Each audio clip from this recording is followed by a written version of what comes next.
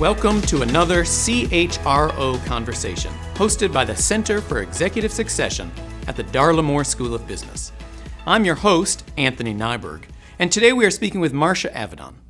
Marcia is the Senior Vice President of Human Resources, Communications, and Corporate Affairs, and a member of the Executive Leadership Team at Ingersoll Rand, an S&P 500 listed company with over 50,000 employees located around the world.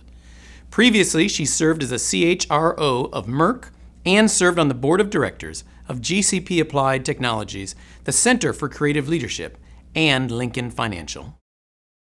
Marcia, it is always a great honor for us to have you here, so thank you very much for joining us. It's my pleasure. I'm glad to be here, Anthony. So it's clear now that HR has a seat at the table, so we don't ever have to talk about that part anymore. But can you say a little bit about what you think the best opportunity is for HR to contribute to business success going forward, say over the next 5 years or so? I think, talent and culture come to my mind first, Anthony. I mean, when I talk to business leaders and CEOs and what they really need to make their business strategies successful, they obviously need the talent to win, to compete, to have the capabilities to really be the kind of company they're aspiring to be. But culture is more and more becoming at the forefront of both CEOs and boards' minds, both as a defensive and an offensive aspect of running a great company. Defensive is the risk management side of it, of nothing really bad happening in your culture. But I think the really sophisticated companies also see it as an offensive way to really differentiate your company and really be the premier company for all your stakeholders, for your employees, as well as your customers and investors. It is interesting. Culture does seem to come up a lot now. Yeah. Do you have thoughts on why? I mean, clearly it was always important, but now it seems to be discussed more, and as you said, at the board and at the CEO level. I think it's a combination of two things. I think there have been some failures of culture where moral compass was not pointing in the right direction at a number of companies, and it became quite public.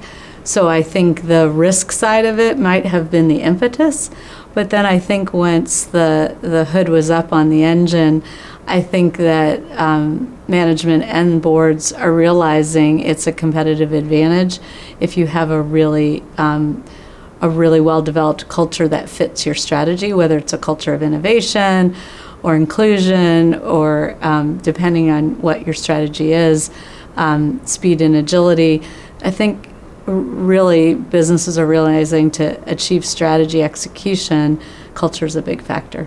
And you've been a leader of HR for a while now, so What do you see as your role in terms of driving that culture? I feel like I'm a co-architect to shape the culture. I feel like just like strategy, I feel like the chief HR officer has to be part of the dialogue, has to come up with creative solutions to address whatever cultural opportunities or gaps exist. I always talk about making it real. It can't be a plaque on the wall. It's got to be the way we work in the company. And so all those visual, visible, creative ways to make the culture come alive, I feel like HR is responsible for that. And I know one of the things that you're really passionate about is helping women in business. And Ingersoll Rand has done a tremendous job with that. And you obviously have been super successful are in the C-suite and now serve as a director on boards. But what are your thoughts on what we can do as a society to make that more common? Yeah, one of the things, we were an early signator to something called the Paradigm for Parity, which is a coalition of companies. Because to your point, we can't do it alone, right? It's a societal challenge to get more women in leadership. And so the Paradigm for Parity are companies, there's now, I believe, 107 who've committed by 2030 to have parity in leadership ranks. And for us, for example, Ingersoll Rand being a diversified industrial company, traditionally engineering, when women are underrepresented, it's not an easy task. But I feel like by companies coming together in a coalition like that, we can share what we're learning, we can help each other experiment, and measure our progress together. So I think there's a lot of different solutions, but I think you have to start with a bodacious goal, like we're going to get to parity.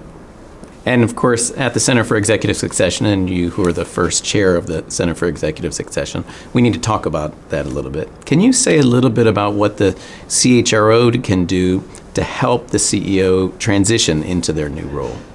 Well, I do feel like the Chief HR Officer should be a trusted advisor to the CEO, and that should start even before he or she is named as the CEO. So I think if you've started to develop that relationship, or perhaps if it's an internal candidate, you already have that relationship, I think you can do a whole host of things, depending on the CEO's background, what things they're strong in and what areas they're familiar. Make sure they're spending enough time in the areas they're less familiar. If they came out of one division, making sure they really spend time learn another division.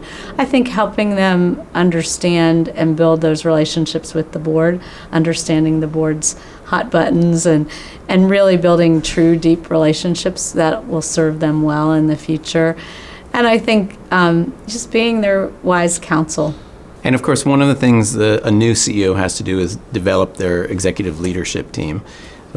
So one question is just, is that really a team, or is it just a section of individuals that each have their own roles? I think different companies have different views on whether the C-suite team is a team. In Ingersoll Rand, we do refer to them as the executive leadership team. And I think we do strive to be working collectively on some enterprise-wide initiatives, goals. I think it's a yes and. I think each individual has a position to play, and some of that is interdependent and some of that is independent. Most companies, the interdependencies are important, and so the teamwork is important. And when you think about some teams, again, executive leadership teams that have been more or less successful, can you identify characteristics of some of those that are more successful? I do think goal alignment is a really important process to getting teamwork, because sometimes it's easy for people to see what's different in their different roles and worlds than what's common. So we do have a pretty disciplined goal deployment process where the executive team sits down before the coming year and says, what are the 3 or 4 highest priorities from a strategic standpoint, and we deploy those or align those across the company. And they're a handful of things, because not everything will be in common. And even those, how they get deployed can be a little bit different depending on the business and the region and all of that. But I think you have to first decide what is it we want to accomplish together to be an effective team. And then you obviously have all the interpersonal dynamics of supporting each other and being good colleagues. So on that, do you, in your CHRO role, do you do much to actually really develop the team, to work on like team building kind of exercises? Different CEOs have a different interest in that kind of stuff. I think team building for team building's sake is sometimes hard at the executive level. For me, you weave it in or build it around some opportunity or challenge or change. I find the best time to revisit the team dynamics is when you're going through some kind of change. So how are we going to do this transformation together? What behaviors do we need from one another to be successful at whatever it is we're trying to achieve? I find if it's around a business challenge, it's easier to get people excited about working perhaps differently together. If it's just seen as sort of soft and irrelevant to the business, it's sometimes a little harder. But so you look for those inflection points where you need a different set of behaviors. And so are those conscious efforts that you then try to make as you're trying to interweave those? Yes, absolutely. Yes, it's intentional and purposeful. So you have a great deal of experience with mergers and acquisitions now, and you're in the midst of one of those kind of issues going on right now. Can you say a little bit about what HR's role, and particularly CHRO's role, is in general, and perhaps specifically about what's going on nowadays? I believe in most really leading companies, the HR function is involved in all of the stages of any kind of deal, from being part of the portfolio review process strategically of what assets you want to either acquire or divest, and why from a strategy standpoint. I know I've been in those. We have a process, a meeting that we do periodically on M&A, and I'm in all of those meetings. And whether it's a small acquisition or large one, understanding really the strategic rationale would be the first thing. I think HR has to make sure they understand the strategic rationale. And then we have a whole due diligence process that my team is very deeply involved. I call it both the hard side and the soft side of that diligence, things like pension liabilities and benefits integration and all those things are very central to the valuation of whatever the deal is. But then there's a soft side of, what's the cultural integration going to look like? What does the talent appear in the particular organization? And you do all that assessment, and that gets filtered into the decision making about the deal. And then I have responsibility also for communications, so all of the communications around announcement day that we're going to do a deal, to progress updates, to obviously when the deal would close. All of that is also my responsibility. And then we have certain work streams going on.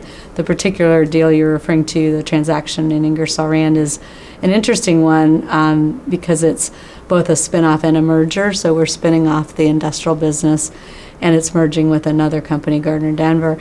So we have simultaneously separation activities to disentangle the two companies, and then we have a merger integration activity, and then we're seizing the opportunity for the remaining climate business to look at how do we reinvent ourselves and transform ourselves. So there's almost three sets of activities, all of which HR is involved in central. So we know you're super swamped while you're going through all Yes. this, so thank you very much for making it down here to do this with us. Can you say a little bit more about what can HR do to really make or break those in terms of the people during or after a deal goes through? I just will underscore again, Anthony, the value of communications, and I think today it's not just a town hall announcing the deal. It's every day giving people updates of the progress, what they can expect. We did a jam session, an online focus group. We did 10 of them, each one with over 100 people electronically around the world. And it was an electronic dialogue answering questions about what's on people's mind, what their hopes are, what their fears are, so that it's a two-way dialogue, because change is hard. It doesn't matter what the transaction is. People have anxiety. They worry about job security. They worry about, what's the vision. They want to understand the rationale. So I just underscore communications first and foremost. And as soon as you know things, you should share them with the associates. And we've been trying to do that in a very thoughtful way. And your CEO, Mike Lamach, who won the Leadership Legacy Award here, is well known for helping develop talent and build talent. But he came in when he was very young when he started as CEO. Can you say a little bit about some of the challenges of developing talent, maybe especially at the executive level, when you do have such a young CEO who's going to be around for a very long time? Yeah, time flies, because he was in his mid-40s when he got the job, and now it's almost 10 years has gone by. So neither one of us are as young as we used to be. So, I didn't think of it as an issue as age. I think most people thought of it as more of a positive than a negative. And the issue of who doesn't get the job is an issue regardless of age. So if there's more than one candidate for a CEO opportunity, you have to plan for the risk that the other person who doesn't get it wants to be a CEO, will go find a CEO job. So that's just planning and having talent, bench strength, and depth to anticipate what could happen. But I think even if he was 5 years older or 8 years older, the same outcomes would have happened. So for me, at least back then, almost 10 years ago, we didn't really worry about his age being a factor. More of who didn't get the job and wanted it, I think, is a bigger deal. All right. Well, once again, it is a great treat to have you here, especially we know how busy you are right now. So thank you very much for joining us. Thank you, Anthony. My pleasure. You just listened to another CHRO conversation. Today, Marcia Avedon of Ingersoll Rand shared her views regarding the role of HR in driving business success.